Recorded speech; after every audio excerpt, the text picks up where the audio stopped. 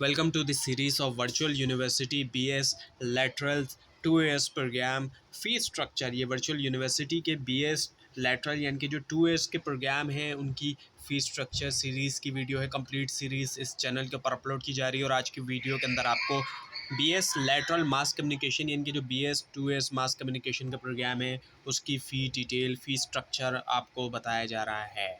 तो शुरू करते हैं आज की इस वीडियो को। इस प्रोग्राम के ओवरव्यू की अगर हम बात करें तो ये जो प्रोग्राम है ये 2 years का है और ऑब्वियसली बात है ये ऐसे स्टूडेंट्स के लिए है जो ऑलरेडी जिनके पास 2 years की डिग्री मौजूद है। 2 years का ग्रेजुएशन या 2 years का जो एसोसिएट डिग्री प्रोग्राम है वो उनके पास मौजूद है, उनके लिए है। और इसकी ड्यूरेशन 2 years जो है मिनिमम ड्यूरेशन है, इससे ऊपर भी जा सकती है। और स्पेशली ऐसे स्टूडेंट्स जो डायरेक्टली क्वालिफाई नहीं कर पा रहे 5th सेमेस्टर के अंदर, जो एनुअल सिस्टम वगैरह की तरफ से आ रहे हैं, तो उनको डायरेक्टली एडमिशन नहीं मिलेगा 5th सेमेस्टर में। उनको एक ब्रिज सेमेस्टर से गुजरना पड़ेगा जो कि उनको एक फाउंडेशन प्रोवाइड करेगा जिसमें बेसिक्स उनको पढ़ाई जाएंगी ताकि वो सेमेस्टर सिस्टम को अंडरस्टैंड कर सकें और फिर वो 5th सेमेस्टर के अंदर आएंगे। सो 2 से 2.5 ईयर्स भी हो सकती है ड्यूरेशन।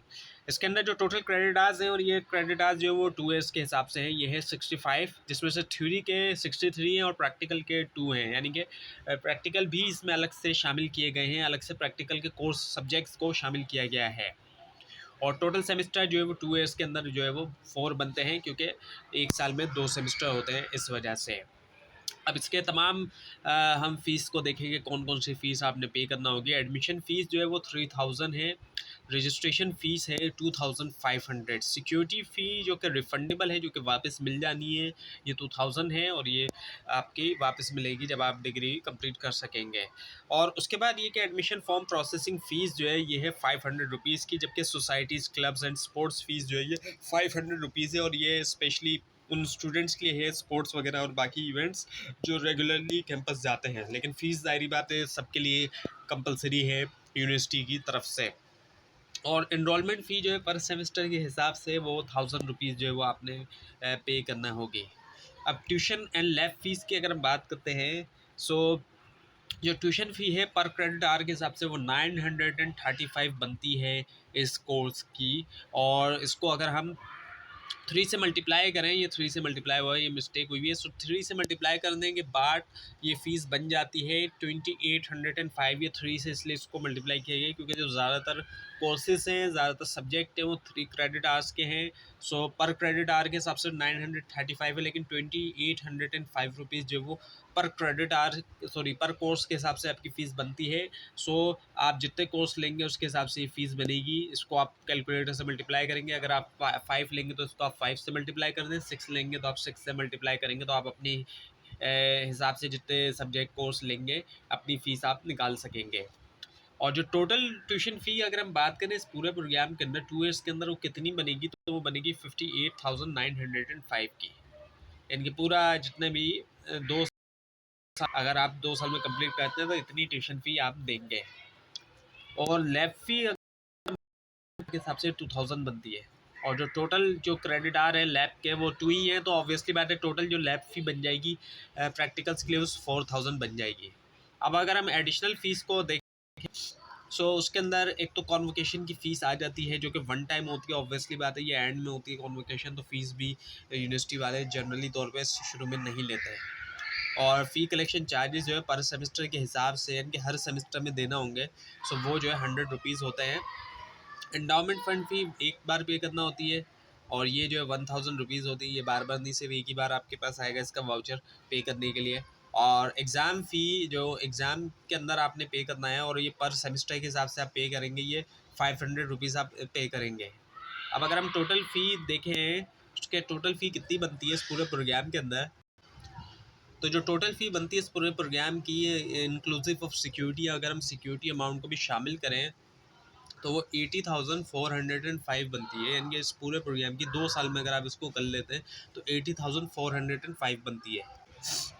और अगर हम बात करें total fee exclusive of security, अब अगर हम सिक्योरिटी अमाउंट को निकाल दें क्योंकि वो तो आपको वापस मिल जाएगा, तो फिर कितनी टोटल फ़ीस बनती है इस पूरे प्रोग्राम की, वो बनती है 78,405। सो ये वो फ़ीस है जो आपने पे करना होगी 2 साल के अंदर। अगर आप इस प्रोग्राम को कंप्लीट कर लेते हैं तो आपने सिर्फ यही अमाउंट जो है वो पे करना होगा कंप्लीट। और ये बहुत रीज़नेबल अमाउंट है आप बाकी यूनिवर्सिटीज़ से अगर कंपेयर करें तो बहुत ज़्यादा रीज़नेबल फ़ीस है ये, क्योंकि जो सेमेस्टर सिस्टम की फ़ीस है वो बहुत ज़्यादा हाई है बाकी यूनिवर्सिटीज़ में as compare to virtual university.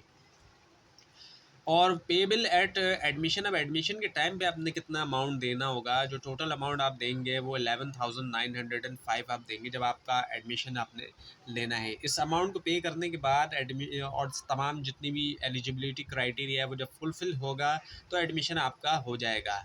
अब एडमिशन होने के बाद final fee voucher will depend on course selection. अच्छा, आप जो फर्स्ट सेमेस्टर का जो फ़ी वाउचर आएगा फर्स्ट सेमेस्टर की टोटल फ़ी का, वो डिपेंड करेगा कोर्स सिलेक्शन के ऊपर। और वो जैसे कि पीछे आपको बताया गया था कि 2805 रुपीज़ जो है वो एक कोर्स की, एक सब्जेक्ट की फ़ी बनती है जिसके 3 क्रेडिट आवर्स होते हैं। तो उसको आप जब मल्टीप्लाई करेंगे 4 से 5 से 6 से जितने भी आप लेंगे कोर्स, वो उस हिसाब से वो मल्टीप्लाई होकर आंसर आ जाएगा आपको, यानी कि आपकी अपने हिसाब से फ़ी जो है वो निकाल लेंगे आप, क्या आपको कितना पे करना है, जितनी आप सिलेक्शन कर रहे हैं उस हिसाब से।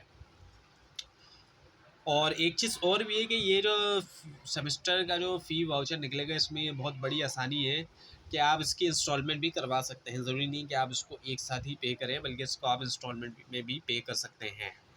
और अब कुछ डिस्क्लेमर को अगर हम देखें, security will be refunded according to applicable rules. एक तो ये कि सिक्योरिटी अमाउंट आपको मिलेगा, लाजमी मिलेगा, लेकिन एप्लीकेबल रूल्स हैं उसके मुताबिक दिया जाएगा।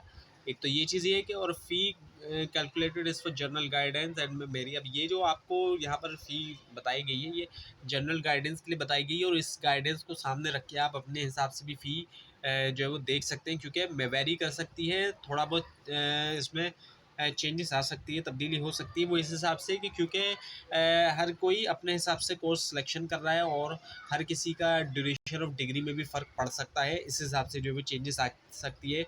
अब आप जो है वो अगर 3 कोर्स लेते हैं, 3 कोर्स लेते हैं एक सेमेस्टर में, तो आपकी जो फ़ीस है वो इससे बिल्कुल वेरी करेगी। लेकिन आप उस आपको एक गाइडेंस बता दी गई कि 2805 रुपीज़ जो है वो एक कोर्स की फ़ी है, तो उस हिसाब से आप जो है वो कैलकुलेट कर सकते हैं अपने हिसाब से। आप जो है वो जनरल गाइडेंस है और ये सबके लिए है। सारे स्टूडेंट जो है वो इस गाइडेंस को सामने रखते हुए अपनी फ़ीस जो है वो आराम से कैलकुलेट कर सकते हैं।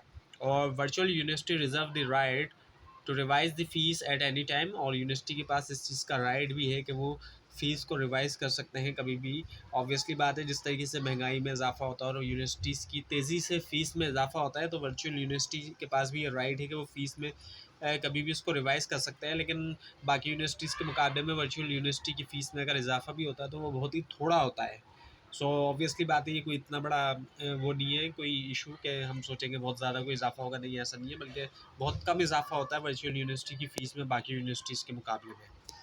तो ये थी आज की वीडियो। आपको इस बारे में कोई क्वेश्चन हो, खासतौर पर इसमें कोई कन्फ्यूजन है, तो ज़रूर कमेंट कीजिए। और इस पूरी सीरीज़ को देखने के लिए और वर्चुअल यूनिवर्सिटी की फ़ीस के बारे में और मज़ीद जानने के लिए और इवन के प्रिपरेशन के लिए भी, एग्ज़ाम्स की और टेस्ट की, इस चैनल को सब्सक्राइब कीजिए, बेल आइकन के ऊपर क्लिक कीजिए। Thanks for watching this video and best of luck.